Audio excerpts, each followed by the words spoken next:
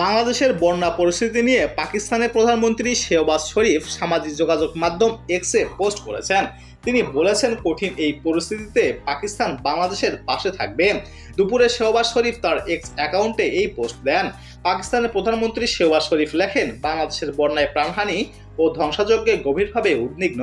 আমি বাংলাদেশের জনগণ ও নিহতদের পরিবারের প্রতি গভীর সমবেদনা জানাই। এই ট্র্যাজেডির মুহূর্তে বাংলাদেশের সঙ্গে একত্রতা প্রকাশ করছে পাকিস্তান।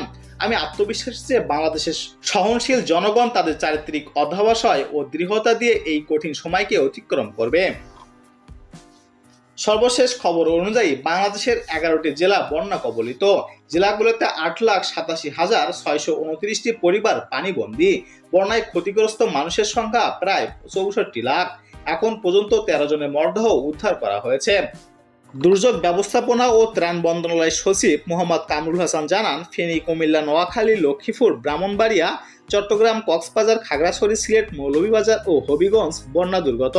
এইসব এলাকায় সেনাবাহিনী, নৌবাহিনী, কোস্টগার্ড, বিজিবি, ফায়ার সার্ভিস, পুলিশের সদস্য ও বৈষম্য বিরোধী ছাত্র আন্দোলনের শিক্ষার্থীরা উদ্ধার কাজ চালাচ্ছেন।